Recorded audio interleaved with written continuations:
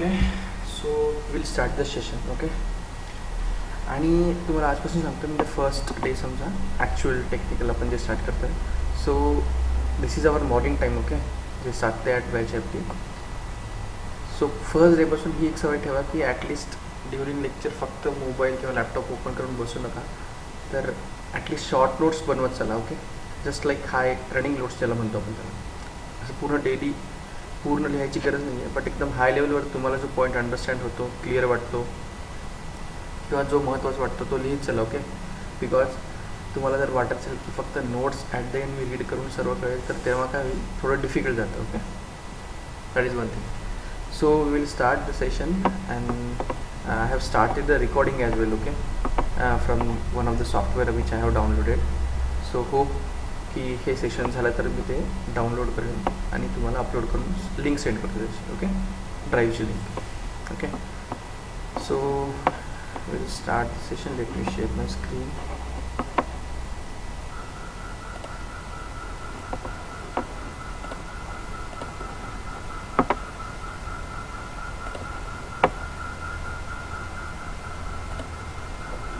सर्वांना स्क्रीन दिसते का?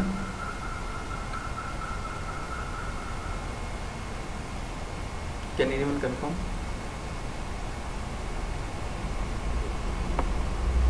Yes, sir. Yes, sir, it is visible. Okay, thank you. So,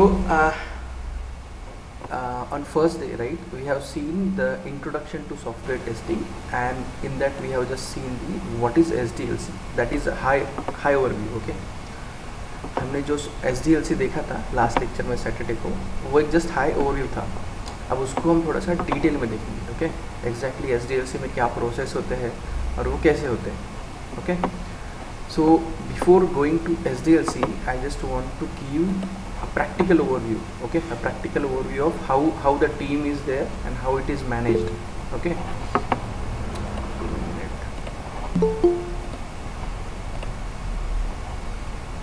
okay, so you can see this screen as well, right? My window, my paint screen.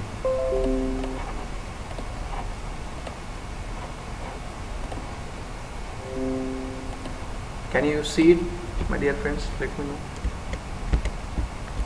Yes, sir. Yes, sir. Okay. So, see, now we are starting the SDLC. So you should get like how many persons along with their roles are there. म्हणजे वहाँ पे कौन कौन से लोग होते हैं with their designation and how it works exactly. So first, जब हमको कुछ सॉफ्टवेयर डेवलप करना है तो वो ज़रूरत किसकी होती है? For example client, right? Client want one of the software. Okay so client अभी किसके पास जाएगा उसकी रिक्वायरमेंट लेके? Do you remember last time we have discuss कि to whom he will approach? BA. Right. Wait. Yeah. वो जाएगा कहाँ के? BA. That is what? उसका full form बिजनेस क्या? एनालिस्ट. या गुड. अब ये कहाँ से होगा? मतलब क्लाइंट साइड से होगा कि कंपनी साइड से होगा? कंपनी से. Very good. फॉर एग्जाम्पल वो कंपनी कोई XYZ कंपनी है, for example like TCS. Okay so client उसकी रिक्वायरमेंट लेगा, उसको एक कोई सॉफ्टवेयर चाहिए था, वो जाएगा BA के पास. That is what? A business analyst. Now this business analyst is like very experienced. Okay इसको मार्केट का एक्सपीरियंस होता है लगभग 10+ और 15+, है ना? तो उसको ये पता है कि मार्केट में क्या क्या रिक्वायरमेंट कैसे कवर करते हैं और उसको डेवलपमेंट तक कैसे लेके जाते हैं, है ना? That's why it is reading from the start scratch. Okay so ये बिजनेस एनालिस्ट के पास जाएंगे. नाउ बिजनेस एनालिस्ट क्या कर रहा था हमको पता था, जस्ट एक हाई ओवरव्यू.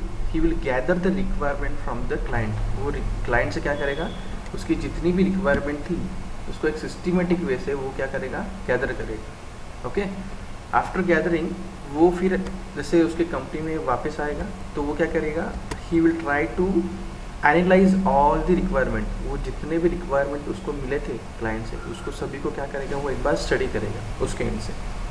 और उसके होने के बाद he will arrange one meeting जिसको हम बोलते हैं प्रोजेक्ट किक ऑफ मीटिंग. मतलब उसको क्या करना था कि अभी प्रोजेक्ट ओपन करना था उसको कंपनी के लिए। अब हमको ये प्रोजेक्ट करना है, ओके। सो सबसे पहले वो क्या करेगा, प्रोजेक्ट मैनेजर को असाइन करेगा, मतलब एक प्रोजेक्ट मैनेजर रिक्रूट करेगा, ओके, जो क्या करेगा, इस पूरे प्रोजेक्ट को मैनेज करेगा कंपनी साइड से, ओके। उसको और फिर वो मैनेजर क्या करेगा, एक प्रोजेक्ट मैनेजमेंट प्लान बनाएगा, PMP, project management plan, okay. यहाँ पे लिख देता हूँ, प्रोजेक्ट मैनेजमेंट प्लान बनाएगा, ओके। अब ये प्लान में वो क्या करेगा, हमको डे 1 से ये प्रोजेक्ट कैसे करना है, इसमें टीम साइज क्या लगेगी, सॉफ्टवेयर्स क्या लगेंगे, हार्डवेयर क्या लगेंगे, लगभग सभी इंफॉर्मेशन वो इस प्लान में बनाएगा। अब हम जिसको कहते हैं कि टीम चाहिए उसको, है ना, वो टीम चाहिए होगी उसको, वो अकेला तो प्रोजेक्ट पूरा नहीं कर सकता है, टीम चाहिए। तो वो टीम में कौन कौन लेगा, फॉर एग्जांपल वो कौन सी टीम बना सकता है, एक बना सकता है फर्स्ट की डेवलपमेंट टीम। प्रोजेक्ट बनाना है तो डेवलपमेंट तो करना पड़ेगा, so he will recruit some developer in developer team. अब टीम लेगा, इसका मतलब क्या होता है, अब उसके पास भी देखो उसको प्रोजेक्ट कंप्लीट करना है सिस्टमेटिक वे से, और वो भी एक कॉस्ट में, पर्टिकुलर कॉस्ट में। तो वो डेवलपमेंट टीम में भी एक पर्टिकुलर मेंबर लेगा, और उसकी भी एक सिस्टमेटिक वे क्या रखेगा, उसमें से एक लेगा वो टीम लीड होगा, वो होगा एक्चुअली डेवलपर ही, बट उसका एक्सपीरियंस ज़्यादा होगा, तो क्या करेगा, एज ए TL रहेगा, उसको हम बोल सकते हैं developer lead, okay.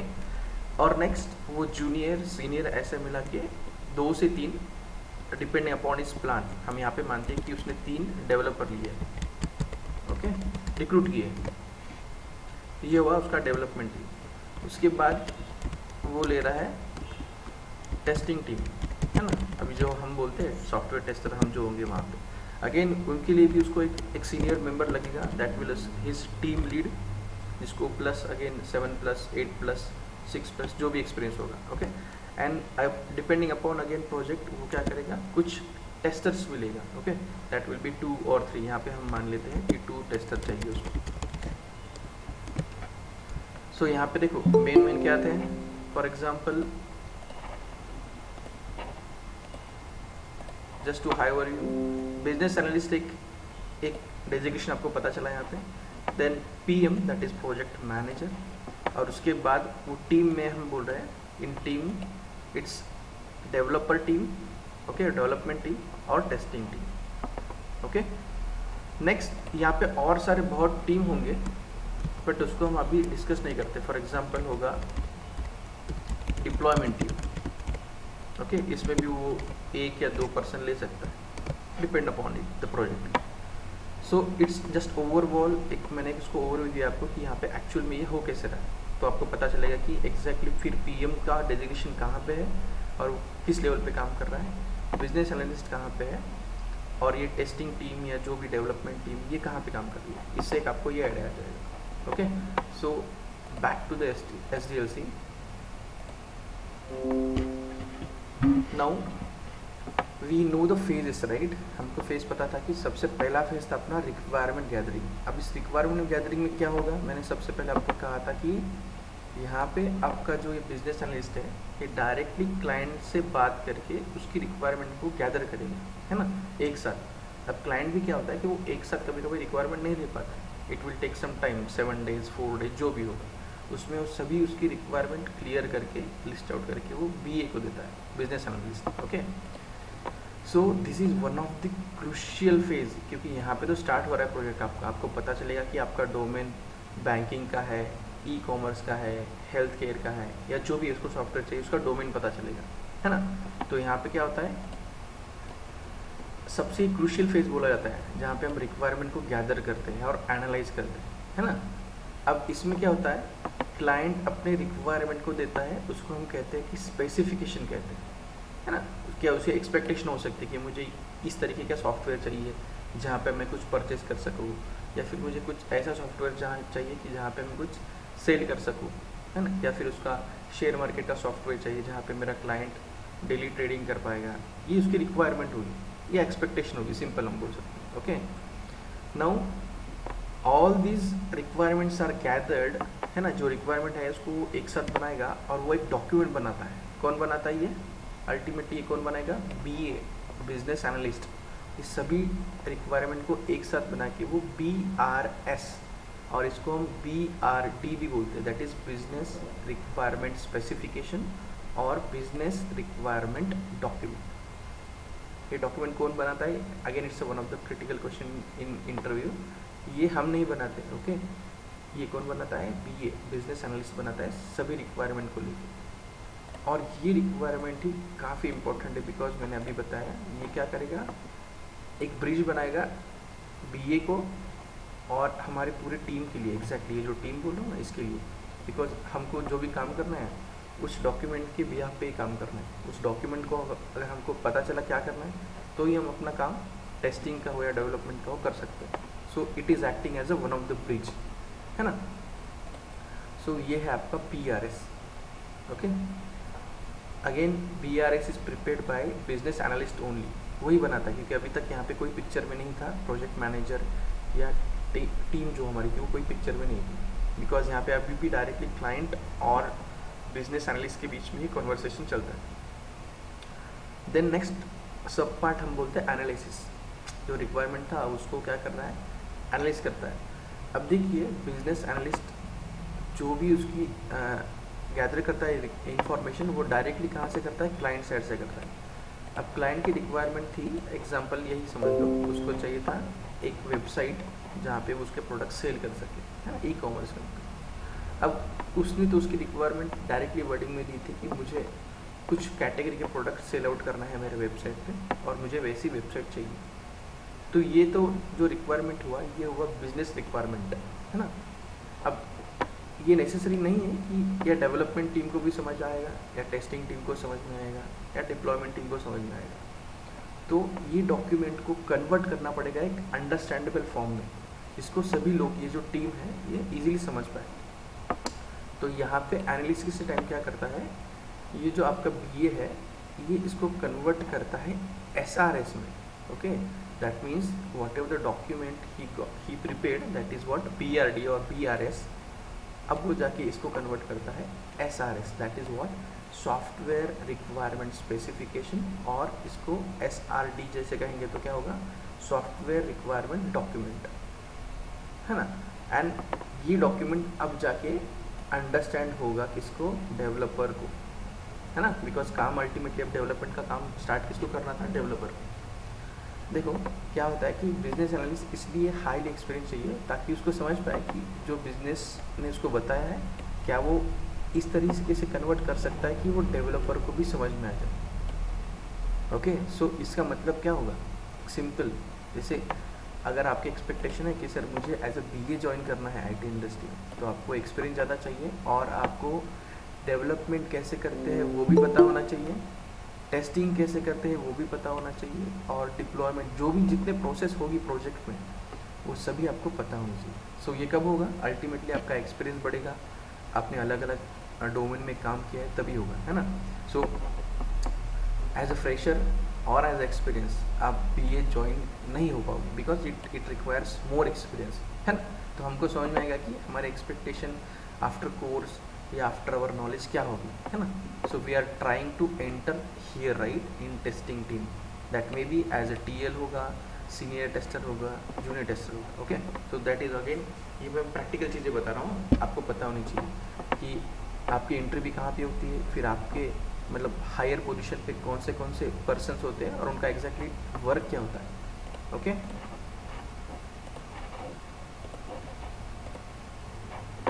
So I hope कि यहाँ तक आपको कुछ डाउट नहीं है ना। यस, आप इंटरेक्टिव रखोगे सेशन तो पता चलेगा। यहाँ तक कोई डाउट है कि कन्वर्ट कैसे हो रहा है, कौन कर रहा है BRS to SRS, any doubt? No, sir. या थैंक यू। सो देखो अब BRS में क्या था, जैसे बिजनेस पीपल जो थे क्लाइंट, उसने उसका क्या उसकी रिक्वायरमेंट बोली होगी कि एग्जांपल मुझे साइन अप पेज चाहिए जहाँ पे कस्टमर या जो भी मेरा यूज़ करेगा वेब पेज या एप्लीकेशन सॉफ्टवेयर वो साइन अप कर सके, है ना, उसका अकाउंट बना सके, उसके बाद वो लॉग इन करके होम पेज पे जा सके, उसकी अकाउंट इन्फॉर्मेशन को फिल कर सकता है या उसमें कुछ कॉन्टैक्ट या लिंक ऐड कर सकता है। एग्जांपल बोल रहा हूँ मैं, है ना। ये उसकी रिक्वायरमेंट थी क्लाइंट की, जो उसने देखो सिंपल इंग्लिश में बताई है ना, यहाँ पे कुछ टेक्निकल वर्ड्स नहीं है। जैसे फॉर एग्जाम्पल आप भी आपका सॉफ्टवेयर बनाओगे तो आप लगभग इस तरीके से क्या दोगे, आपकी रिक्वायरमेंट बताओगे। अब यहाँ पे ये तो समझ लिया किसने, आपके बीए ने, बिजनेस एनालिस्ट ने। अब ये इसको कन्वर्ट किस में करना चाहता है, एसआरएस में। अब एसआरएस में उसमें थोड़ा सा एक और एडिशनल वो करेगा कि साइन अप होना चाहिए, उसमें वो उसका मोबाइल नंबर हो या वैलिड ईमेल आईडी और पासवर्ड, ये सभी चीज़ें उसको क्या करनी है, इनपुट। अब देखो ये चीज़ें ये बिजनेस रिक्वायरमेंट में उसने नहीं बताई थी, इसकी उसको पता था कि मैं साइन अप करूँगा तो ये इन द डिटेल ये आनी ही चाहिए, राइट। इसमें मेरा मोबाइल नंबर, ईमेल या पासवर्ड, ये सब मुझे इनपुट करना ही है। तो ये जनरेट करने का काम किया है आपके ये ने, ओके। अब एसआरएस में एग्जैक्टली क्या होता है, ये भी इंटरव्यू क्वेश्चन है ना। अगर ये दोनों डिफरेंट है तो हम तो स्टार्ट काम कर रहे हैं एसआरएस से, तो एसआरएस भी आपको पूछा जा सकता है कि did you get chance to look for SRS, कि आपको कभी एसआरएस देखने का चांस मिला है। तो अल्टीमेटली आपको हाँ ही कहना पड़ेगा, बिकॉज यही तो एक मेन डॉक्यूमेंट होता है जहाँ पे हमको पता चलेगा कि प्रोजेक्ट में करना क्या है एग्जैक्टली और क्लाइंट की रिक्वायरमेंट क्या है ना। तो एसआरएस डॉक्यूमेंट में क्या क्या होता है, तो आपको देखो आंसर काफ़ी सिस्टमेटिक वे से देना पड़ेगा कि एक हाई ओवरव्यू उसमें क्या क्या होता है। फर्स्ट उसमें होगा फंक्शनल फ्लो डायग्राम, है ना। Next functional requirement, use cases और स्नैपशॉट। अब मैं ये वन बाय वन आपको क्लियर करता हूँ कि ये क्या क्या होगा एग्जैक्टली। अब फंक्शनल फ्लो डायग्राम ये वर्ड ही बताएगा कि आपका जो फंक्शनलिटी है उसका फ्लो कैसे हो रहा है। जैसे मैंने कहा कि मुझे अगर एक एक एक जो भी है मेरा एक सॉफ्टवेयर बनाना है, तो उसमें एक फ्लो क्या हो सकता है कि यूज़र ने उसका अकाउंट क्रिएट किया दोस्तों, ओके। फॉर एग्जांपल उसने उसका email ID, phone number input करके उसका अकाउंट बनाया, फिर उसको लॉगिन पेज दिखेगा तो वहाँ पे वो लॉगिन करेगा उसी क्रेडेंशियल के साथ। देन वो होम पेज पे रहेगा, फॉर एग्जांपल ये जो आपका होम पेज है ये कहीं होम पेज पे आ जाएगा वो लॉगिन करने के बाद। एंड जो भी उसकी फंक्शनलिटी होगा, यहाँ पे परचेस है तो फॉर एग्जांपल मैंने शूज़ कार्ड को ऐड किया, पेमेंट किया, परचेस डन कर दिया, ओके। सो ये उसकी फंक्शनलिटी थी, राइट। सो यहाँ पे रिक्वेस्ट पेज है, यहाँ पे हम परचेस पेज कुछ भी बोल सकते हैं, ओके। सो ये इसका एक फ्लो है। ऐसा तो नहीं होगा कि आप पहले रिक्वेस्ट करोगे, फिर साइन अप करोगे, फिर लॉगिन करोगे। सो इट्स सिंपल शोज कि एक फ्लो क्या होना चाहिए, कोई भी कस्टमर की ऑपरेशन के लिए फ्लो क्या होना चाहिए। सो आपको एसआरएस में फ्लो डायग्राम दी जाएगी, ओके। Next functional requirement. अब फंक्शनल रिक्वायरमेंट मैंने सिंपल बोला कि customer want to purchase something, right, purchase any product from your website और your application, that is it's a simple functional requirement होगा, okay. Next अब sign up में exactly देखो, अब एसआरएस में से डिटेल लिखना पड़ेगा, है ना। बस साइन अप पेज चाहिए, ये तो किसने बताया था, क्लाइंट ने बताया था।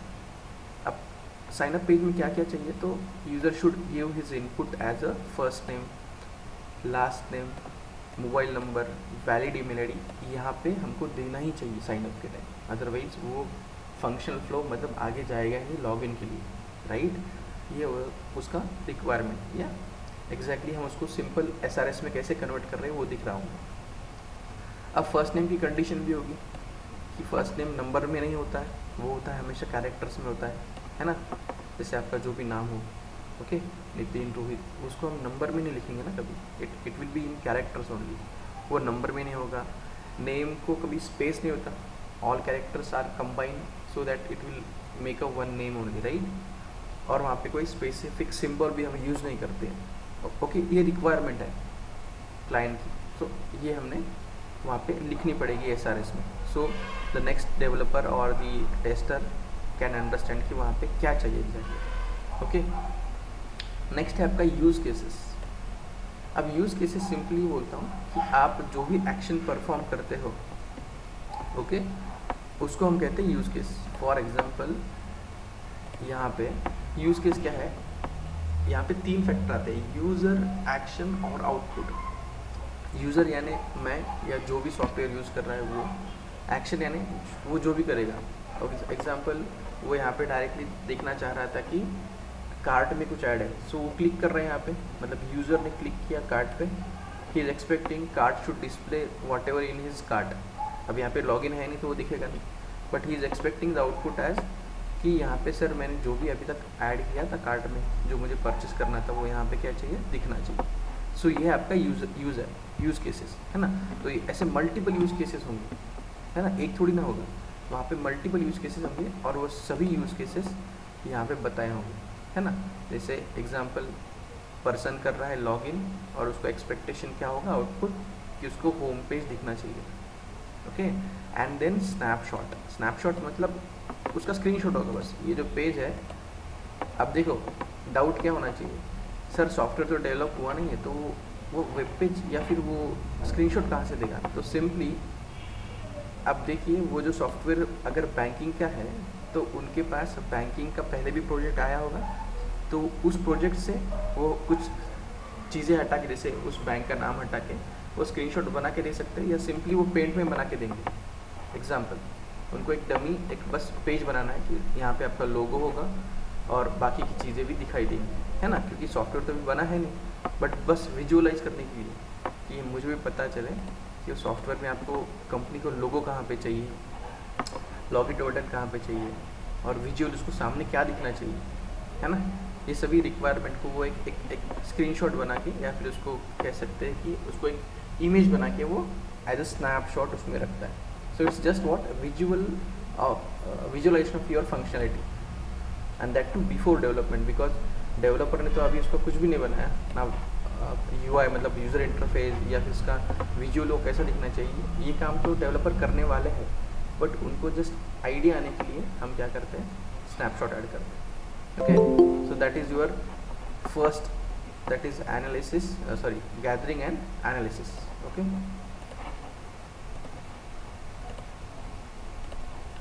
Next design phase, okay. Design phase, हाँ बोलिए, यस। यूज केसेस फिर से बता सकते हैं क्या? हाँ बताता हूँ। देखो यूज़ केसेस मतलब क्या होता है कि यहाँ पे उसको 3 फैक्टर में बताना है कि यूज़ केसेस में आप यूज़र यहाँ पे कौन होगा, वो क्या एक्शन कर सकता है और उसका आउटपुट क्या होना चाहिए। एग्जांपल कि सर जो मेरा यूज़र है वो इस पेज पे जाके कुछ एक्शन कर सकता है, जैसे कि if I want to click on this pin code, तो यहाँ पे मुझे उसने पूछना चाहिए कि आपका एड्रेस कुछ एंटर कीजिए या फिर नया पिन कोड डालिए, है ना। सो user clicked on this pin code option and he should get the popup window, एक विंडो यहाँ पे ओपन होनी चाहिए जहाँ पे वो पूछेगा आइदर आपका जो एग्जिस्टिंग एड्रेस है वो यहाँ पे लिखिए या फिर कुछ एंटर कीजिए पिन कोड, राइट। सो यहाँ पे यूज़र क्या हुआ, जैसे जो भी परफॉर्म कर रहा था एक्शन, उसने क्लिक किया इस पिन कोड के बटन पे, एंड आउटपुट क्या था, उसको पॉपअप विंडो आनी चाहिए थी जहाँ पे वो पूछेगा आइदर उसका एग्जिस्टिंग एड्रेस या फिर उसको बोलेगा कि आप पिन कोड एंटर कीजिए जहाँ पे आपको ये प्रोडक्ट चाहिए। Got it? Yes sir. Okay. Next है आपका डिज़ाइनिंग फेज। अब देखो डिज़ाइनिंग उस दिन भी मैंने कहा था कि it is in 2 part, that is high level design and the low level design, okay. अब हाई लेवल डिज़ाइन में क्या होता है, ओके।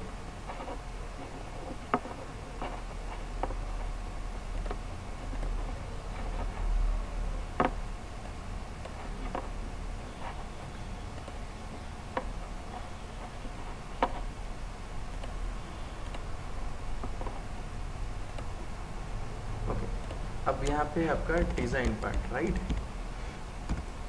अब डिज़ाइन के पार्ट में एक होगा आपका high level design, high level design. अब यहाँ पे हम क्या क्या डिज़ाइन करते हैं, देखो यहाँ पे आपको ओवरऑल आपका जो भी इमेज है ना, फॉर एग्जांपल ये एक इमेज आप बनाओगे ऐसा जहाँ पे आपको दिखना चाहिए कि लॉगिन पेज में मेरा लॉगिन होने के बाद क्या क्या दिखना चाहिए। यहाँ पे कंपनी का लोगो चाहिए होगा, सर्च बॉक्स चाहिए होगा, या ये जो भी चीज़ें है ना, या फिर कितने मॉड्यूल चाहिए होंगे आपको। यहाँ पे देखिए 1 to 10 एग्जैक्टली जैसे होंगे, ये 10 मॉड्यूल्स है ना। अमेजॉन मिनी टीवी सेल, तो इसको हम छोटे छोटे मॉड्यूल कहते हैं, और ये हाई लेवल है बिकॉज इसमें भी मैं क्लिक करूँगा तो और मल्टीपल ऑप्शन ओपन होंगे, राइट। सो यहाँ पे एक हाई लेवल डिज़ाइन की जाती है। अब उसमें और डिटेल में क्या क्या डिज़ाइन करते हैं पता है कि अगर मुझे सॉफ्टवेयर बनाना है तो मुझे डेटा भी लगेगा, मतलब यूज़र का अकाउंट बनेगा तो उसका मोबाइल नंबर आएगा और चीज़ें आएंगी, तो उसको हम कहते हैं डेटाबेस कौन सा डेटाबेस यूज़ करना है, उस डेटाबेस का डिज़ाइन कैसे करना है, ये सब चीज़ आएगी। उसके बाद UI मतलब यूज़र इंटरफेस, मतलब ये जो स्क्रीन है ये क्या क्या दिखनी चाहिए थी, एक हाई लेवल। ओके, यहाँ पे वो डिटेल में नहीं जाएगा कि इलेक्ट्रॉनिक्स आइटम में उसको MI का मोबाइल चाहिए या लैपटॉप चाहिए, ये नहीं आएगा इस डिज़ाइन में। यहाँ पे बस आएगा इलेक्ट्रॉनिक्स आइटम या इलेक्ट्रॉनिक्स, ये वर्ड उसको एक स्क्रीन पर दिखना चाहिए था, है ना। So it's a high level design. And next क्या होगा आपका, that is low level design. अब उसी हाई लेवल डिज़ाइन को हम क्या करेंगे, convert low level design.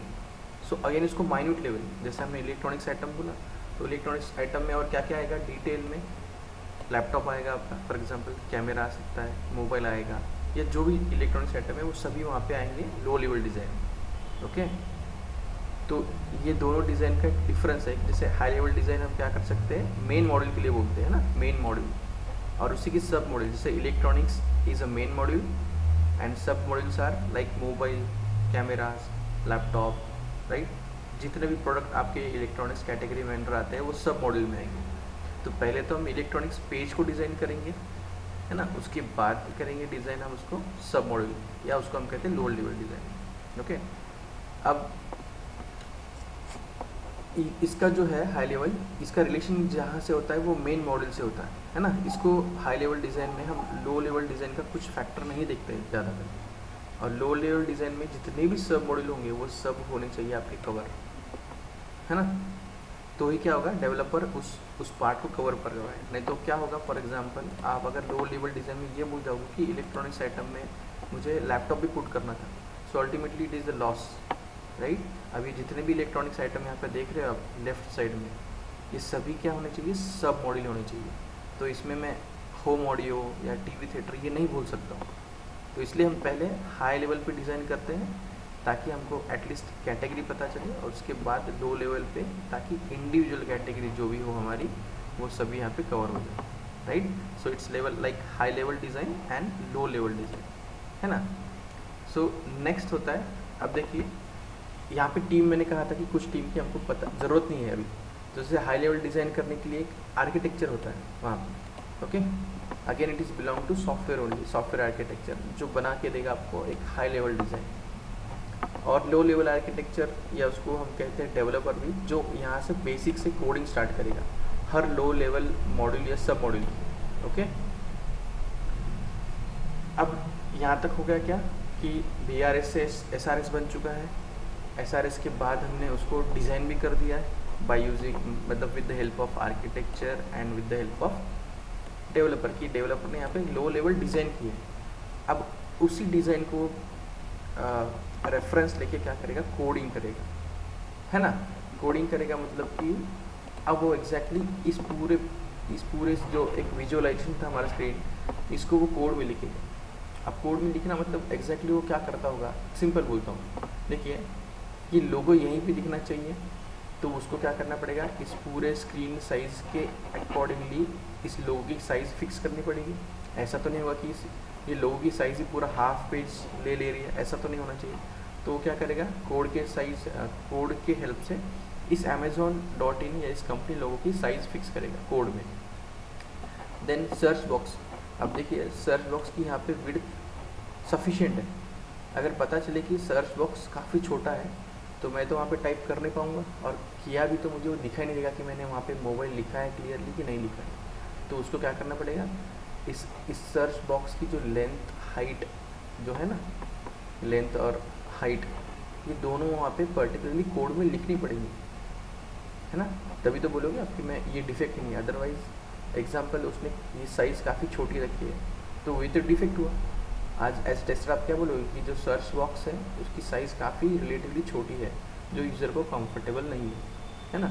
Same अब वहाँ पे उसने एक कार्ट और यहाँ पे एक ज़ीरो लिख के रखा है, ये ज़ीरो दिख रहा है सभी को। ये क्या इंडिकेट कर रहा है कि आपके कार्ट में अभी कोई भी प्रोडक्ट ऐड नहीं है।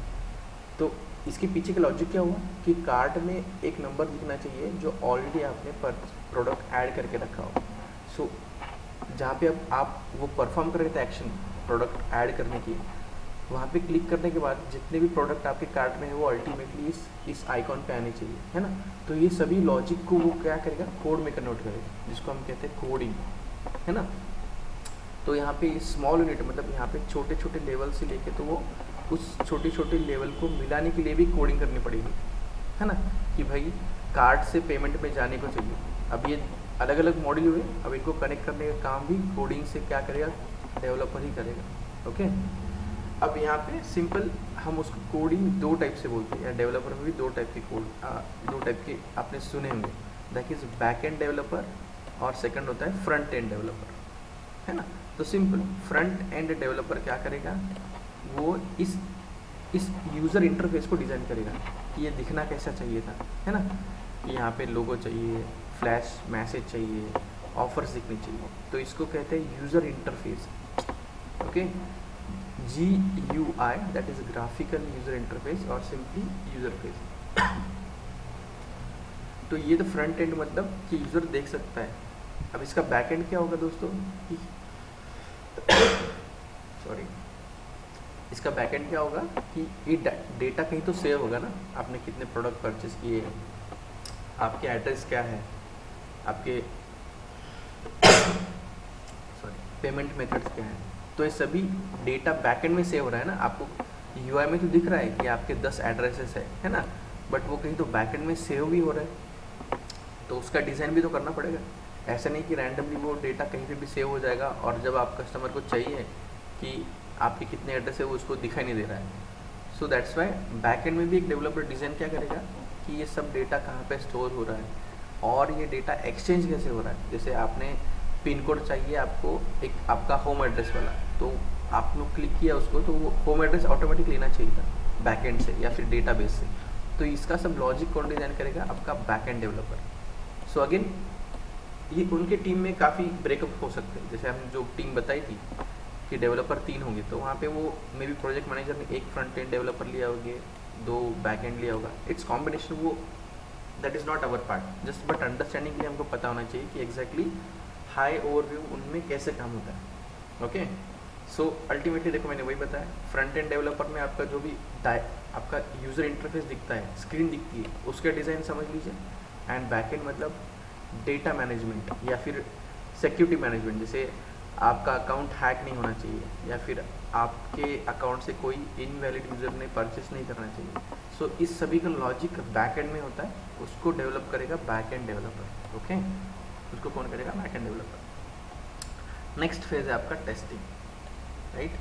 सो टेस्टिंग सिंपल, हमको तो ये पता था कि जो भी रिक्वायरमेंट है उसके अकॉर्डिंगली हमको चेक करना है कि जो भी सॉफ्टवेयर हमको मिला है वो करेक्ट है और कंप्लीट है या नहीं। Okay, simple. सो हमने देखा था उस दिन 3 टाइप के टेस्टिंग होते हैं generally, white box, black box, grey box. White box testing ये हम नहीं करते हैं, ये कौन करता है, डेवलपर ही करता है। जब वो लो लेवल डिज़ाइन कर रहा था उसके बाद उसने छोटे छोटे कोड बनाए होंगे ना, सिंपल ये लो मॉड्यूल पे, ये लो लेवल डिज़ाइन पे उसने छोटे छोटे कोड बनाए होंगे, उसको हम कहते हैं यूनिट कोड। तो उसका काम भी होता है कि वो यूनिट कोड सही से काम कर रहा है कि नहीं, या वो जो भी उसने लॉजिक लिखा है वो सही है या नहीं, वो चेक करेगा उसके एंड से, बिकॉज उसको ही उसकी कोडिंग पता थी। That's why it's called as a white box testing. तो वो ये वाइट बॉक्स टेस्टिंग हम नहीं करते। अगेन इंटरव्यू में ask you like have you perform white box testing, तो आपका सिंपल आंसर होगा no sir, because it is purely for the unit level testing which is done by the developer. So यहाँ आपका role नहीं होता है, though it is called as a testing, right. Because यहाँ पे हमको कोड नहीं पता है ना, उसने क्या क्या लॉजिक लगाया था जनरेट करने के लिए, है ना, तो वो टेस्ट कौन करेगा, डेवलपर ही करेगा। नेक्स्ट होता है आपका ब्लैक बॉक्स। तो यहाँ पे तो हम कम्प्लीटली इन्वॉल्व होते हैं, यही तो हमारा काम है कि उस कोड को नहीं चेक करना है, बट वो कोड क्या फंक्शनैलिटी कर रहा है। जैसे उसने कोड लिखा था कि परचेस करना था, तो सही में वो परचेस कर पा रहा है, या उसको देखना था कि कुछ लॉगिन फंक्शनैलिटी है, सही में लॉगिन पेज ओपन हो रहा है, ये सब फंक्शनैलिटी उसको क्या करनी है, चेक करनी है। अब ये फंक्शनैलिटी चेक करते समय हमको इसके बैकएंड में जो भी कोड लिखा था उसका कुछ भी पता नहीं है। That's why it's called as a black box testing. जैसे ब्लैक बॉक्स में अगर कुछ लिख रखा हो तो वो हमको दिखेगा नहीं, फिर भी हम देख सकते हैं उस बॉक्स को मूव करके कि उसके अंदर कुछ है नहीं है ना, simple. In that way it's a black box testing. तो ये तो टेस्टर से ही होती है, ओके। और यहाँ पे हम ओवरऑल फंक्शनैलिटी चेक करते हैं, जैसे वही कि भाई कस्टमर ने प्रोडक्ट ऐड किया, परचेज किया और वो डिलीवर भी हुआ, उसको मैसेज भी आया। ये ऑल, इसको हम कहते हैं ओवरऑल फंक्शनलिटी, है ना। नाउ आप tester can check the scenarios like positive scenario and negative scenario. इसका सिंपल एग्जांपल है कि भाई इस लॉगिन पेज को मुझे चेक करना है पॉजिटिव वे से, तो मेरा पहला ऑप्शन ये होगा कि मैं यहाँ पे वैलिड मोबाइल नंबर डाल के ही चेक करूँगा, राइट। बिकॉज आपको क्या करना है, इसको पॉजिटिव वे से चेक करना है कि मोबाइल नंबर आपको पता है कि इंडिया में अगर वो 10 डिजिट का होता है तो आप यहाँ पर 10 डिजिट डाल के ही क्या करोगे, उसको चेक करोगे। अगर आपको नेगेटिव सिनेरियो देखना है तो आपने रैंडमली 4 ही नंबर डाले, it's a negative scenario, because आपको पता है कि 4 डिजिट का मोबाइल नंबर नहीं होता है, फिर भी आप चेक कर रहे हो, बिकॉज आपका एम क्या था कि मुझे एप्लीकेशन को ब्रेक करना है, देखना है कि यहाँ पे इसमें कुछ डिफेक्ट है क्या। So it's a negative scenario. तो एज अ टेस्टर आप पॉजिटिव और नेगेटिव दोनों सिनेरियो चेक करते हैं, बट उसका भी कुछ लॉजिक है, मैं वो स्लोली आपको नेक्स्ट आगे बताऊंगा कि आपको कब पॉजिटिव सिनेरियो ही चेक करना है और कब दोनों चेक करना है। ओके, ऐसा नहीं है ऑलवेज कि आपको नेगेटिव भी करना है, कभी कभी उसकी ज़रूरत नहीं होती है और कभी कभी होती है। ओके, सो वो मैं बताऊंगा नेक्स्ट कि आपको कब अप्रोच करना है नेगेटिव सिनेरियो के लिए। ओके, नाउ यहाँ पे है आपका third, that is the grey box testing. So इसका सिंपल आंसर मैंने उस दिन भी बताया था। अगर आपको इस फील्ड का लॉजिक पता है कि यहाँ पे जो हम ये फील्ड डाल रहे हैं ना, मोबाइल नंबर या ईमेल आईडी, इसका लॉजिक पता है, मीन्स इसका कोड पता है आपको कि डेवलपर ने जो कोड लिखा था उसने वहाँ पे क्लियरली मेंशन किया था कि आपका जो फील्ड है, मोबाइल नंबर की फील्ड, वहाँ पे वो 10 डिजिट का मोबाइल नंबर ही लेता है ना, 10 डिजिट मोबाइल नंबर ही इनपुट करता है, और it is accepting email ID with domain. Okay, अब वहाँ पे कहाँ पे तो एक ऐसा रिक्वायर, मतलब उसने कोड में लिखा था ये सब चीज़ें, है ना, रिक्वायरमेंट की लेंथ, जैसे कि mobile length is equal to 10, ऐसा उसने कोडिंग में लिखा है। एंड ईमेल आईडी उसने लिखा है कि email ID may be anything, उसने लिखा होगा कोड के इसमें ऐसा, for example anything his email ID, but it should include @any domain, @gmail.com, जो भी हम लिखते हैं, ऐसा उसने कोड में लिखा था। अभी आपको कोड समझ में आ रहा है एज अ टेस्टर, और आपने टेस्टिंग के टाइम ऐसा फाइंड किया कि यहाँ पे जो है वो डोमेन 2 बार डाल रहा है। ओके, वो क्या कर रहा है, डोमेन को 2 बार एंटर कर रहा है और फिर भी लॉगिन हो रहा है। तो आपको तो पता चला कि यार इस फील्ड के जो कोड था उसमें कोई दिक्कत है। तो आपने जब कोड में जाके देखा तो आपको सच में दिखा कि यार यहाँ पे उसने गलती से क्या किया है, डोमेन को 2 बार ऐड किया है। हो सकता है ऐसा, because we are humans, right. Testing के लिए इसका रीज़न ये है कि डेवलपर गलतियाँ करता है, ये हम मानते हैं, इसलिए टेस्टिंग करते हैं ना। उसने कोड में ऐसा लिखा था दोस्तों, तो आपको पता चला कि यार कोड में जाके मुझे क्या हटाना पड़ेगा, ये स्मॉल जो पोर्शन है ये क्या करना पड़ेगा, हटाना पड़ेगा, राइट। तो आप कोड में जाके not on image, okay, not on image, आप कोड में जाके क्या कर रहे हो कि ये पार्ट को आप कर रहे हो, हटा रहे हो। Now it looks like correct code. अब जाके इस फील्ड, इस यहाँ पे वो 2 डोमेन लेने के बाद लॉगिन नहीं करेगा, वो एक ही डोमेन लेने के बाद लॉगिन करेगा। और ये आपने किया, मतलब आपने कोड जाके चेंज किया और फिर आपने टेस्ट किया, and now it's working fine. That means what you have done the grey box testing, right. आपको उसका, तो इसके लिए सिंपली आपको क्या चाहिए, प्रोग्रामिंग का नॉलेज चाहिए होगा, या कोड समझना चाहिए एटलीस्ट।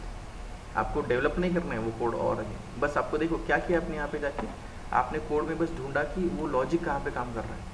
आपको पता चला एक लाइन में कि उसने बताया था कि ईमेल आईडी कैसे, डोमेन कैसा चाहिए या ईमेल आईडी कैसा चाहिए, कुछ भी चाहिए @ के पहले, फिर वो कुछ भी हो सकता है, special character, number, name, anything, @domain, मतलब gmail.com, yahoo.com, जो भी हो। ये आपको कहीं तो कोड में दिखा और आपने जाके उसको चेंज किया, सेव किया, again you are testing it, that means you are doing the grey box testing. तो यहाँ पे प्रोग्रामिंग नॉलेज चाहिए, तो ऐसा नहीं कि कंप्लीट चाहिए, उसने डेवलपमेंट के लिए बहुत कोड लिखा था लंबा, 100 लाइन का, आपको 100 लाइन में जाने की ज़रूरत ही नहीं है। आपको कहाँ थी जाने की ज़रूरत, जहाँ पे उसका एक्चुअल फील्ड के बारे में उसने लिखा था, है ना। तो कोडिंग भी यहाँ पे एक लिमिटेड ही ज़रूरत है, हाई लेवल की ज़रूरत नहीं है। So you can go for a grey box testing as well. Okay, next होता है आपका डिप्लॉयमेंट। मैंने बताया था डिप्लॉयमेंट होता है मतलब एग्जैक्टली ये एंड यूज़र को प्रोवाइड किया जाएगा, जिसको हम टेक्निकल में बोलते हैं प्रोडक्शन और लाइव, है ना। ये वर्ड ध्यान में रखिए please, that is what production और लाइव। इसको ये टेक्निकल वर्ड क्यों बोल रहा हूँ, क्योंकि ये दिखाएगा यू आर एक्सपीरियंस्ड। ओके, आप डिप्लॉयमेंट बोलोगे तो कोई बात नहीं, बट यू कैन से when it is in production और लाइव, राइट, दैट मीन्स उसको हमने डिप्लॉय किया है। कुछ वर्ड्स होते हैं, ये वर्ड्स आपको यूज़ करने हैं तो एग्जैक्टली ये समझ जाता है कि आपको एक्सपीरियंस है।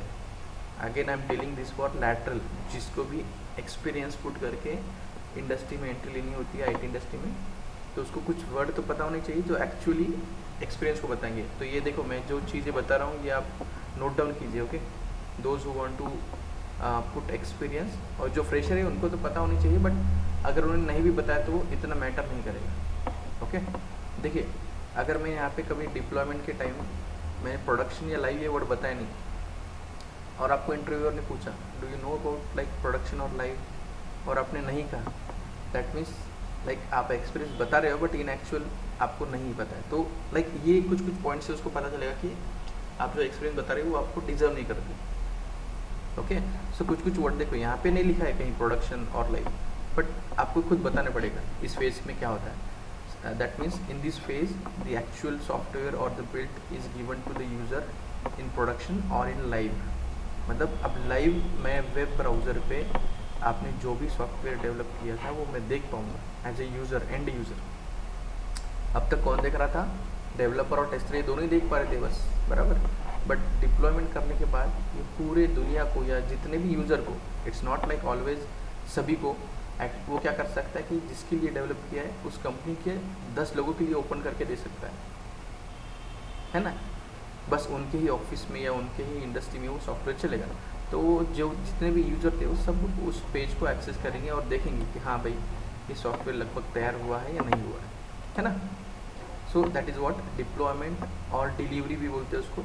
और इसमें होता है कि हम इसको प्रोडक्शन और लाइव में भेजते हैं सॉफ्टवेयर को, ये याद रखना, simple. Okay, and then maintenance again होता है कि वो सॉफ्टवेयर एग्रीमेंट के अनुसार कितने दिन आपको उसको मेंटेन भी करना है, मतलब फ्री ऑफ कॉस्ट, कि भाई कस्टमर को कुछ दिक्कत आती है कहीं पे भी तो वो आपको सॉल्व करके देनी है। And after that we may charge any money, कि इसके बाद भी अगर आपको कुछ डिफिट मिलेंगे तो हम उसके अकॉर्डिंगली जो भी एग्रीमेंट हुआ था क्लाइंट एंड कंपनी में, वो वहाँ पे उसका मेंटेनेंस या सपोर्ट देंगे। Okay, so all these are like SDLC। तो SDLC में कुछ डाउट है, एक बार अगर आपको कुछ डाउट है तो मुझे पूछिए। Any doubt? Sir high level to low level developer करताय ना कन्वर्ट? हां, नाही high level to low level नाही नाही त्याला काय होतं बघा, मी सांगतो. हाय लेवल डिझाईन तर आर्किटेक्चरनं करून दिलेली आहे. ओके, की तुमच्या वेब पेजमध्ये किती कॅटेगरी पाहिजे हे आपल्या आर्किटेक्चरनं करून दिलेलं आहे. आता लो लेवल डिझाईन हा स्वतः कोण करतो, डेव्हलपरच करतो. मग त्याला कळेल की याच्यामध्ये किती मॉड्यूल दिसले पाहिजे इलेक्ट्रॉनिक्सच्या अंडरमध्ये. ओके, मग तुम्ही म्हणाल की आता हा डेव्हलपर स्वतः कसं करतोय, तर मी कधी पण सांगतोय की हे जे SRS आहे ना तुमचं, हे खूप महत्त्वाचं आहे. त्याच्यातून त्याला कळेल की याच्यात त्याला किती इलेक्ट्रॉनिक्सच्या अंडर त्याला किती आयटम्स किंवा सब मॉड्यूल पाहिजे होते. मग तो सब मॉड्यूल तिथे डिझाईन करतो डेव्हलपर. आर्किटेक्चरचं काम इथपर्यंत होतं की त्याला इलेक्ट्रॉनिक्स कॅटेगरी दिसली पाहिजे. आर्किटेक्चरनं काय म्हटलं की तुमच्या वेब पेजला किंवा तुमच्या ॲप्लिकेशनला इलेक्ट्रॉनिक्स कॅटेगरी दिसली पाहिजे.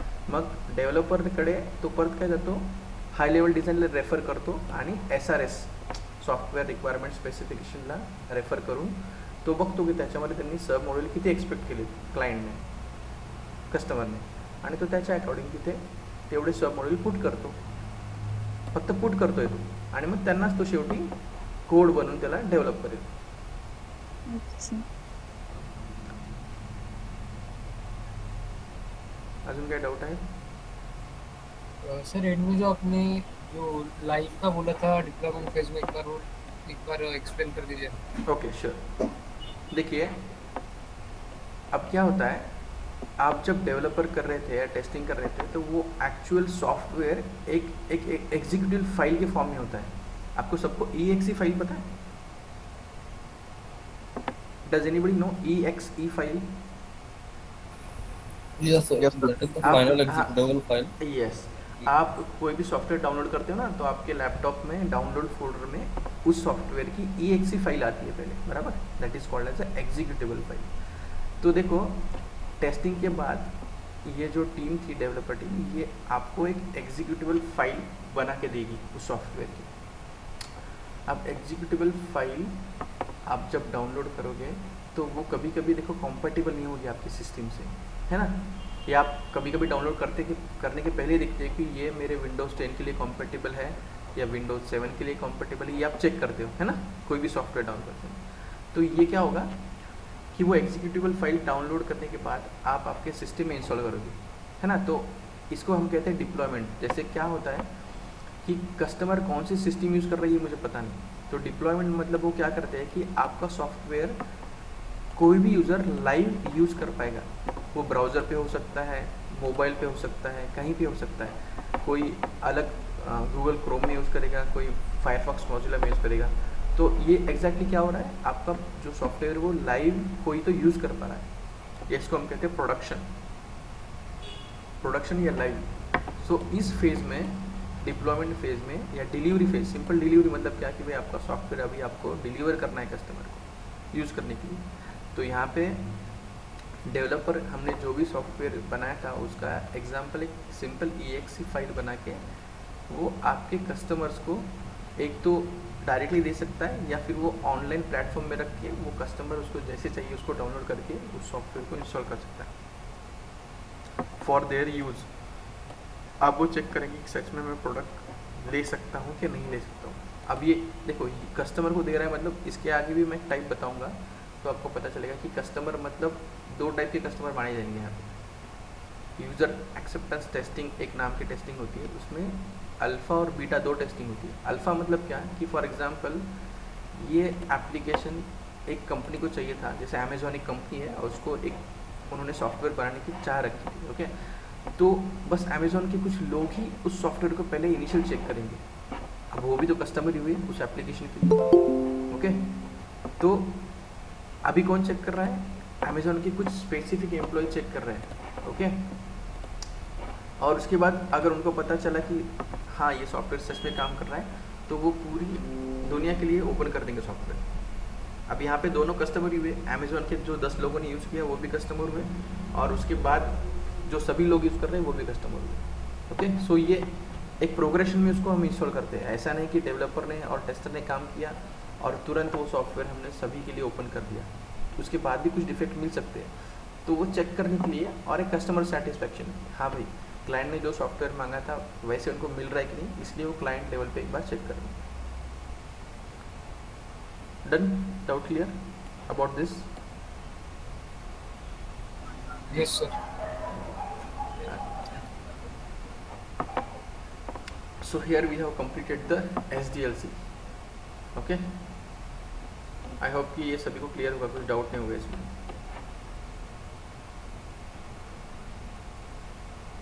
सर ये SDLC प्रोसेस इंटरव्यू में पूछी जाती है क्या? Yes, what is SDLC? तो वो आपको पूरा फेज एक और एक एक्सप्लेन करने के लिए नहीं मांगेंगे।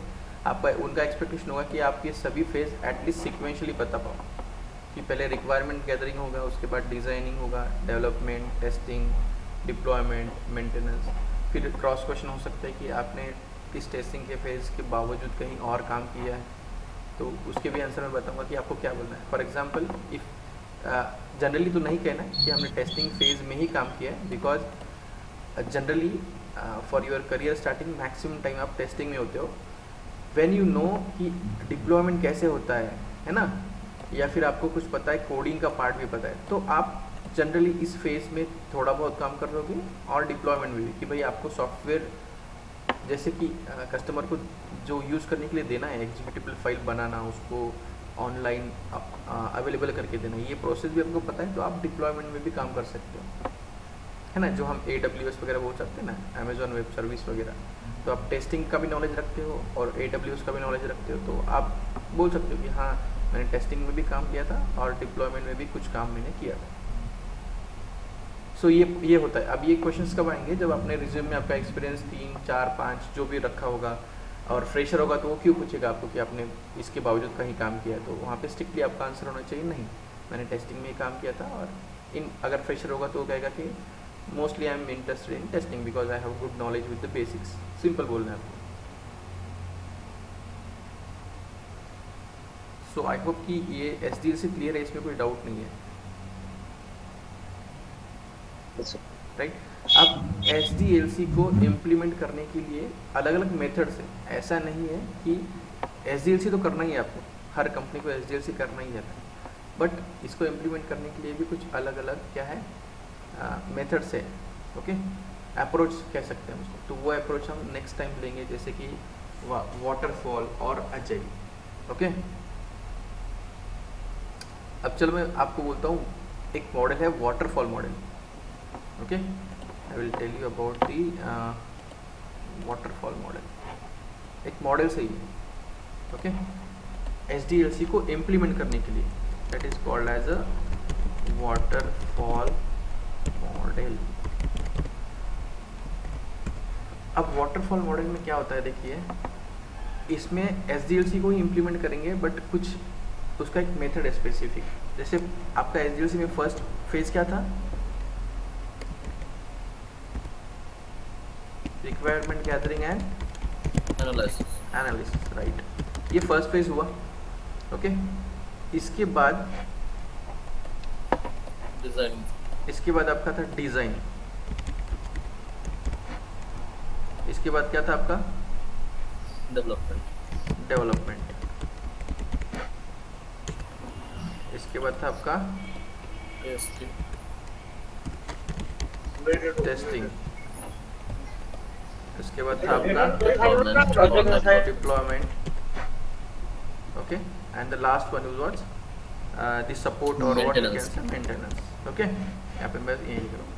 अब देखिए ये सभी प्रोसेस जो है ये 1 by 1 होनी चाहिए थी। जैसे वाटरफॉल मॉडल में तो 1 by 1 ही होगी, ओके। जैसे कस्टमर ने उसकी रिक्वायरमेंट दी, उस सभी को हमने एनालाइज किया और इस प्रोसेस को पूरी तरीके से क्या कर दिया, बंद कर दिया, ओके। अब रिक्वायरमेंट गैदरिंग और एनालिसिस एक बार ख़त्म हो जाएगा तो बंद हो जाएगा, उसके बाद काम क्या स्टार्ट क्या होगा, डिज़ाइन का होगा, है ना। उसके बाद काम क्या होगा,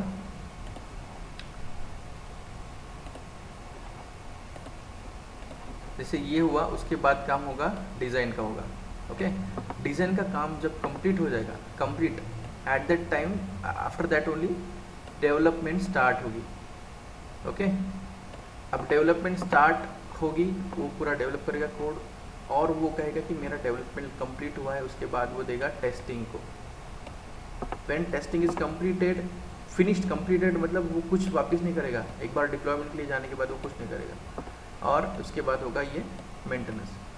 नाउ वाटरफॉल इसका नाम क्यों है, देखो water will always for linearly downward generally, right, एक ही डायरेक्शन में होता है ना। So that's why it is called as a waterfall model. अब इसका ड्रॉबैक देखो क्या है, पहले एडवांटेज समझ लो कि यहाँ पे काफ़ी सिंपल चीज़ है, इट्स वेरी सिंपल। कोई आपका जो प्रोजेक्ट काफ़ी सिंपल प्रोजेक्ट है, जो आपको लग रहा है कि 1-2 महीने में ख़त्म होगा, तो उसके लिए वाटरफॉल मॉडल प्रीवियसली यूज़ करते थे। इसमें क्या होगा, नेक्स्ट क्या होगा कि ये जल्दी से फिनिश हो जाएगा, within less time we can finish complete project, है ना, starting from gathering to maintenance. क्योंकि यहाँ पे छोटा प्रोजेक्ट था, ड्यूरेशन इजी था, उसमें कुछ ज़्यादा कॉम्प्लेक्सिटी नहीं थी, तो हमने 1 by 1 करते गए। अब इसमें लॉस क्या क्या हो सकता है, देखो डिसएडवांटेज क्या क्या होंगे। अब यहाँ पे होता है कि आपको पता चला डिज़ाइन फेज़ में कुछ गलतियाँ रह गई कि भाई मुझे इस BRS और SRS के दौरान जो भी हुआ था कन्वर्जन, उसमें कुछ चीज़ें क्लियर नहीं हुई थी और डिज़ाइन में मुझे पता चला कि यार वहाँ पे कुछ डिफेक्ट है। Then I can not go back and ask to this team कि यार ये SRS को कुछ कन्वर्ट करके दो या फिर उसको करेक्ट करो, ये नहीं पूछ सकता हूँ, बिकॉज इट्स नॉट अलाउड। वो लीनियरली होना चाहिए था, ये बैक नहीं प्रोसेस जाएगा। या फिर डेवलपमेंट में मुझे कुछ दिक्कत आ रही है जो कि मुझे डिज़ाइन क्लियर नहीं हुआ था, तो मैं और डिज़ाइन टीम को नहीं बोल सकता हूँ कि यार ये आप क्लियर कर सकते हो या फिर ये आप करेक्ट कर सकते हो, इट्स नॉट पॉसिबल। सो यहाँ पे क्या होगा कि हम प्रीवियस नहीं जा सकते। ओके, दैट्स वाई अगेन क्या होगा कि अब देखो क्लाइंट उसकी रिक्वायरमेंट कभी कभी क्या होता है कि वो एक साथ नहीं बताता है, या फिर उसको लगता है कि यार कुछ चेंज होना चाहिए मेरे रिक्वायरमेंट में। तो इस वाटरफॉल मॉडल में हम रिक्वायरमेंट चेंज को एक्सेप्ट नहीं कर सकते, बिकॉज जब एक प्रोसेस स्टार्ट हुई तो उसको हम और कभी डिस्टर्ब नहीं कर सकते। हाँ, अगर इसी फेज़ के टाइम उसने कहा कि यार मेरी रिक्वायरमेंट कुछ चेंज है, तो yes we can try to accommodate, but development start हुआ था उस प्रोजेक्ट का और अब जाके क्लाइंट मांग रहा है कि मुझे कुछ चेंज चाहिए, I want something change in my requirements. Okay, और वो वैलिड हो भी सकते नहीं हो सकते, वो दूसरी बात हुई, बट कस्टमर की एक्सपेक्टेशन है कि मुझे कुछ चेंज करना है रिक्वायरमेंट, वो इस वाटरफॉल मॉडल में पॉसिबल नहीं है। ओके, हम यहाँ पे बैक नहीं जा सकते, एक के बाद एक ही होगा। जब पूरा ये प्रोसेस एक होगा सब नेक्स्ट प्रोसेस स्टार्ट होगा। इसमें हम SDLC ही इम्प्लीमेंट कर रहे हैं, बट उसका तरीका देखो कि यहाँ पे 1 by 1 प्रोसेस होगी और अगेन वो बैक नहीं जाएगी until and unless it is completed। तो इसका मतलब क्या हुआ, इसका और एक डिसएडवांटेज कोई बता पाएगा एज अ कस्टमर? इसमें sir We cannot add new model. Okay, expected result expected क्या बोलते हैं फीचर में डेविएशन हो सकता है सर, अगर या एक फेज में भी अगर या करेक्ट। सो दैट्स कॉल्ड कि यार डिफेक्ट है इसमें, है कि नहीं, कि आपको पता है कि डिफेक्ट है मेरे टेस्टिंग में, फिर भी आप कुछ नहीं कर सकते हो। सो अल्टीमेटली कस्टमर को तो डिफेक्टिव प्रोडक्ट जाना है इसमें। अगर डिफेक्ट फाइंड हुआ या कुछ इस कोई भी फेज में कुछ प्रॉब्लम हुआ तो डिफेक्टिव प्रोडक्ट जाना ही है। सो दैट्स वाई ये सिंपल प्रोजेक्ट के लिए एप्लीकेबल है, जो कम समय में होता है, जिसमें पता है कि ज़्यादा कुछ कॉम्प्लेक्सिटी नहीं है। इस प्रोजेक्ट के रिक्वायरमेंट में ज़्यादा कॉम्प्लेक्सिटी नहीं है, उसको बस चाहिए था कि भाई सिंपल कुछ रिक्वायरमेंट होगी वो फुलफिल हो रही है, दैट्स इट। कि एक एप्लीकेशन है कि वो बस आपका ब्रॉडबैंड का बिल जनरेट करके देगा आपको। अब ये रिक्वायरमेंट सिंपल है तो yes we can go for waterfall, और वहाँ पे भी डिफेक्टिव नहीं होना चाहिए, मतलब पहले ही सब क्लियर होना चाहिए and we are following the same process. So here there are maximum chances कि डिफेक्ट हो सकते हैं, नेक्स्ट प्रोसेस में जा सकते हैं। Okay, it's not always but there are more chances.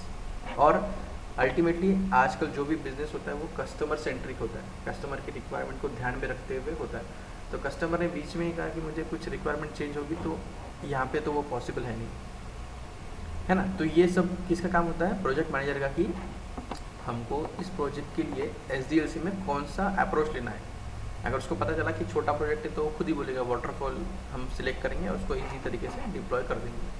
अगर वो कॉम्प्लेक्स रिक्वायरमेंट है प्रोजेक्ट है तो वो कोई और अप्रोच लेगा, जो हम 1 by 1 और देखेंगे। ओके, जैसे कि V मॉडल और अजाइल है वो और एक देखेंगे। आज हमने जैसे फर्स्ट मॉडल देख लिया, हमने देख लिया SDLC क्या है और SDLC का एक first model, that is what, waterfall model.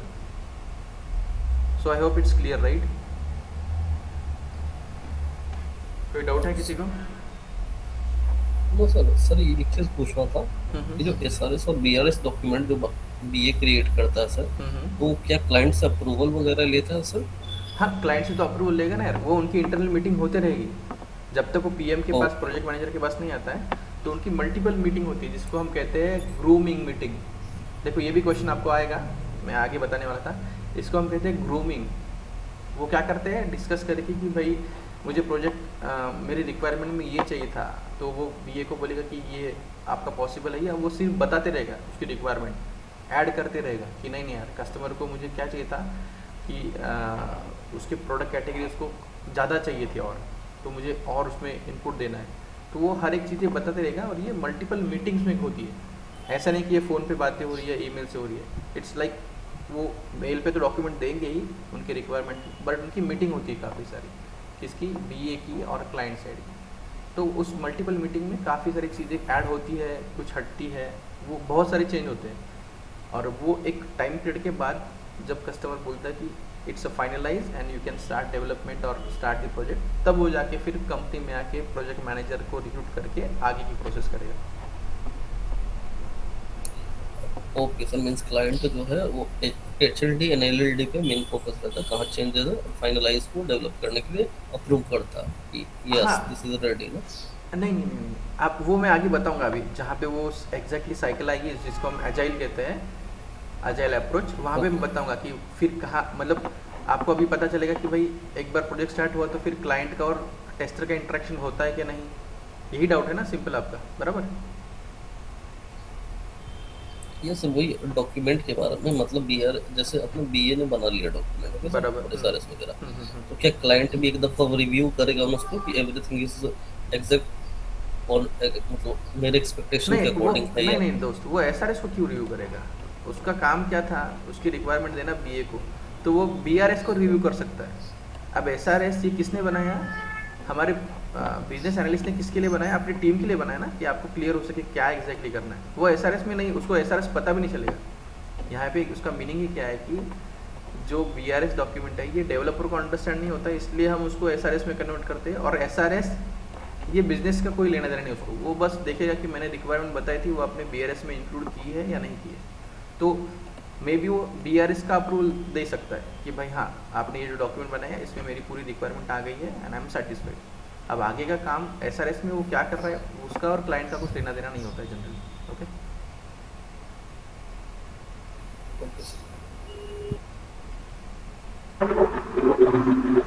Sir requirement घेताना आपलं टेस्टरला इन्व्हॉल्व करून घेतलं जातं का? हां, आता ते अप्रोच आहे, शक्यतो कसं माहिती आहे का, टेस्टरला इथेच डायरेक्टली इन्व्हॉल्व नाही करत, कारण काय होतं माहिती आहे का, जनरली असं नाही होत। आता तुम्हाला अजून एक सिनेरियो सांगतो की तुम्ही एखाद्या कंपनीत सिलेक्ट झाला तर तुमचा क्लायंट हा दुसरा असू शकतो, बरोबर, कुठल्या कंट्रीचा, Yes. अमेरिकेचा, ऑस्ट्रेलियाचा, तो असं काही नाही की तो इंडियातलाच असेल किंवा इथेच असेल, बरोबर। म्हणून जनरली त्या रिक्वायरमेंट गॅदरिंगच्या वेळेस टेस्टरला घेतीलच असं काही पार्ट नाही आहे, कंपल्सरी नाही आहे। हां, आता तेव्हा जेव्हा तू त्या कंपनीचाच टेस्टर आहेस, म्हणजे ज्याला रिक्वायरमेंट द्यायची आहे, ओके तेव्हा ते तुला इन्क्लूड करतील। म्हणजे तुला एक्झाम्पल आता तुम्हाला अजून इथे क्लिअर सांगायचं तर थोडंसं एक सांगतो। For example you are working in TCS, okay, okay as a tester, आणि तुमचा क्लायंट आहे फ्रॉम USA, ओके। आता क्लायंटची टीम ही काय करेल, पूर्ण त्यांची रिक्वायरमेंट सांगेल, ओके, एक BA ला, है ना। आता Okay. यात पॉसिबिलिटी काय आहे की हा BA त्यांच्या कंट्रीमधून असू शकतो किंवा TCS मधून असू शकतो, ओके। आता काही वेळेसाठी मानून चल हा कुठून आहे, फक्त USA मधूनच आहे, आणि TCS काय करते, फक्त प्रोव्हाइड करते, टेस्टर प्रोव्हाइड करते। तुम्हाला टेस्टर पाहिजे का, तर मी फक्त टेस्टर देऊ शकतो तुम्हाला। मग या केसमध्ये ते तुम्हाला इन्व्हॉल्व नाही करणार जास्त क्लायंट साईडला, ते फक्त तुम्हाला काय करतील, Okay. टेस्टिंगचं काम देतील, ओके। आणि जर इन केस या क्लायंटने म्हणजे या कंट्रीमध्ये पण त्यांचा स्वतःचा, ओके, TCSचा नाही, त्यांचा स्वतःचा पण एक टेस्टर आहे, हां, मग तर त्याला इन्व्हॉल्व करतील, कारण तो त्यांचाच कंपनीचा माणूस आहे ना, बरोबर। ओके मग ते या टेस्टरला इन्व्हॉल्व करतील। इट डिपेंड्स अपॉन, आपण ज्याला म्हणतो ना की तुम्ही क्लायंट साईडला काम करताय की कंपनी साईडला काम करताय, तर तुम्ही क्लायंट साईडलाच ॲज अ टेस्टर म्हणून जॉईन झाले, म्हणजे तुम्ही TCSला फॉर एक्झाम्पल काम करता 3 वर्ष आणि तुमचं काम त्यांना आवडलं, तर ते तुम्हाला डायरेक्ट त्या कंपनीत क्लायंट साईडलाच कंपनीत तुम्हाला टेस्टर म्हणून घेतील। मग इथे तुम्हाला जास्त स्कोप भेटतो क्लायंटशी इंटरॅक्ट करायचा। सो इथे थोडंसं काय म्हणतो आपण त्याला, एक थिन लाईन येते डिफरन्शिएशनची, की बाबा टेस्टरला जास्त इन्व्हॉल्व इथे करायचं की नाही करायचं। अल्टिमेटली टेस्टरचं काम टेस्टिंग आहे, ते टेस्टरचं पूर्ण काम करून घेतील, बट आउट ऑफ टेस्टिंग त्याला कुठे कुठे इन्व्हॉल्व करायचं हे तुमच्या पॉलिसीवर ठरतं किंवा ते क्लायंटवर ठरतं, ओके। असं नाही की तुम्ही नाही करत आणि असं नाही की तुम्ही करू शकता, इट्स नॉट पॉसिबल, म्हणजे ते डिपेंड करेल आपल्या situation, okay. Okay sir hello sir, please repeat waterfall method. Waterfall, okay. अब बघ, वॉटरफॉल मेथड म्हणजे आपण SDLC इम्प्लिमेंट कशी प्रकारे करतोय, ओके। तर SDLC मध्ये जेवढे फेज आहेत तेवढे कव्हर तर झालेच पाहिजे। पण वॉटरफॉलमध्ये काय होतं, जसं वॉटरफॉल म्हणजे कसं आहे, पाणी समज वरून किंवा खाली येत आहे तर ते एका स्ट्रेट लाईनमध्ये येतं आणि ते रिव्हर्स जात नाही. हा कन्सेप्ट आहे छोटासा इथे. तर Yes. तसंच पहिले रिक्वायरमेंट फेज कंप्लीट होईल. रिक्वायरमेंट फेज कंप्लीट झाल्यानंतरच डिझाईन फेज स्टार्ट होईल. म्हणजे एक एक फेज कंप्लीट झाला तर नेक्स्ट फेज स्टार्ट होईल. सिम्पल लॉजिक आहे. Okay, 1 by 1. One by one. Sir हां बोल, एक मिनिट. याचा मैं कर देता तो सर थोड़ा मैं भी समझ लेता सर. काय म्हटलंस? सॉरी, सर जरा हिंदी में कर लेते तो हमें भी समझ में आ जाता सर. हिंदी में. ओके, देखिए वाटरफॉल मॉडल में क्या होता है ये कि समझने में दिक्कत हो रही है हिंदी में. ओके ओके, वाटरफॉल मॉडल में ये सभी फेज 1 by 1 ही स्टार्ट होते हैं. अब यहाँ पे भी 1 by 1 ही है एक्चुअल डायग्राम में, बट आप आगे कुछ ऐसे भी मॉडल देखोगे जहाँ पे हम जैसे कुछ डेवलपमेंट में दिक्कत आई तो हम वापस डिज़ाइनिंग फेज में जा सकते थे, बट वाटरफॉल मॉडल में अलाउड नहीं है. जैसे एक बार रिक्वायरमेंट लॉक हो गई तो ही वो डिज़ाइन का काम स्टार्ट करेगा. अब इस डिज़ाइन का काम स्टार्ट करने के बाद उसको कुछ डाउट लगा कि यार रिक्वायरमेंट में ये मिसिंग है या गलत है, तो वापस जाके रिक्वायरमेंट को मॉडिफाई नहीं कर सकता. He has to carry out that defect in the next phase. उसको वो जो डिफेक्ट जो भी हो डिफेक्ट या उसका जो भी मॉडिफिकेशन हो वो नहीं कर सकता है और उसको नेक्स्ट फेज में उसको वैसे ही देना है. फिर यहाँ पे समझ लीजिए कि आपको पता है कि टेस्टिंग में कुछ डिफेक्ट आया, आप वापस जाके डेवलपमेंट टीम को नहीं बोल सकते कि ये डिफेक्ट हमको फिक्स करके दो फिर हम उसको टेस्ट करके डिप्लॉयमेंट भेजेंगे. नहीं, आपको डिफेक्ट के साथ ही आगे देना है. अब जब मुझे पता है कि यहाँ पे हम ज़्यादा मॉडिफाई नहीं कर सकते तो इसलिए वाटरफॉल मॉडल में सिंपल प्रोजेक्ट लिया जाता है जो इसमें कॉम्प्लेक्सिटी ना हो. ओके, और जो कम समय में हो जाए. बिकॉज यहाँ पे देखो हम वापस कहीं पे नहीं आ रहे तो ये स्मूथली चलता है. यहाँ पे अगर 3 दिन लग रहे हैं फिर यहाँ पे 2 दिन 5 दिन तो हमको ओवरऑल साइकिल पता है कि ये विद इन 1 मंथ खत्म होना है. तो जहाँ पे प्रोजेक्ट सिंपल है कॉम्प्लेक्स नहीं है वहाँ पे हम वाटरफॉल यूज़ करते हैं और आजकल ज़्यादा यूज़ नहीं करते. ये भी क्वेश्चन आएगा आपको, have you use waterfall model? So no, because आजकल जितने भी प्रोजेक्ट है दोस्तों वो सब कॉम्प्लेक्स है, सिंपल प्रोजेक्ट नहीं होते. तो कॉम्प्लेक्स है तो यार आपको पिछले फेज में जाना होता है, वहाँ पे कुछ मॉडिफाई करना होता है. Okay, so generally waterfall model एक बेसिक अंडरस्टैंडिंग के लिए है. जैसे स्टार्टिंग में जब होती थी टेस्टिंग या डेवलपमेंट तो तब वाटरफॉल मॉडल काफ़ी पॉपुलर था बिकॉज वो ईजी था. इसका ये भी मतलब है कि जब डेवलपमेंट चल रहा है तो टेस्टिंग टीम के मेंबर बैठे रहेंगे, वो कुछ नहीं करेंगे बिकॉज उनके पास कुछ काम आया ही नहीं था. तो अल्टीमेटली ये लॉस भी था एक, जो भी ये मॉडल यूज़ करते हैं कि भाई टेस्टिंग वाले को तो मुझे इनपुट सैलरी देनी होगी, दो वो काम कर रहा है या नहीं कर रहा है, बिकॉज उसके पास तो अभी काम आया नहीं था. सो इसके कुछ लॉस भी थे, तो इसलिए अब ये यूज़ नहीं करते. बट अंडरस्टैंडिंग के लिए आपको पता होना चाहिए कि बस वाटरफॉल मॉडल क्या है अगर पूछा जाए इंटरव्यू में तो. बट ये कोई ने यूज़ नहीं किया है और आपने भी यूज़ नहीं किया, आपको यही बताना है. डन. डाऊट ज्याला विचार जरा कळलं? Yes, sir. सो जर काही डाऊट नसेल तर आपण इथे सेशन थांबू शकतो की आहे कोणाला डाऊट अजून? हॅलो हां बोल. सर, जे मॉड्यूल आहे हे कोण ठरवतं या मॉड्यूलच्या अंदर आपल्याला काम करायचं आहे? म्हणजे मॉड्यूल म्हणतोयस का फेज म्हणतोयस? नाही, मॉड्यूल म्हणतो. मॉड्यूल हे हाय लेवल लो लेवल डिझाईनचं मॉड्यूल ते म्हणतोयस का तू? हे नाही, जे आता आपण वॉटरफॉल मॉड्यूल घेतलं ना, हां हां, हे कोण ठरवतं? आणि अजून ओके ओके ओके, हे प्रोजेक्ट मॅनेजर ठरवेल ना. प्रोजेक्ट मॅनेजरला एक कॉस्ट दिली जाते. एक्झाम्पल 10 लाखामध्ये तुला हा प्रोजेक्ट किती 2 महिन्यामध्ये संपवायचा ते तू बघ असं. मग तेव्हा तो ठरवेल ना की हा कॉम्प्लेक्स आहे का सिम्पल आहे किंवा यात मला काय बेनिफिट ठरेल. हे सर्व हायर मॅनेजमेंट ठरवतात, ते आपण नाही ठरवत as a test. Okay, generally okay. कोणतं मॉडेल यूज करायचं किंवा मॅन पॉवर किती पाहिजे या गोष्टी सर्व हायर सेट असतात. आपल्याला मॅक्सिमम फोकस करायचं आहे टेस्टिंग फेजमध्ये. ओके, पण बॅकग्राऊंडचं माहीत पाहिजे म्हणून आपण हे सर्व डिस्कस करतो.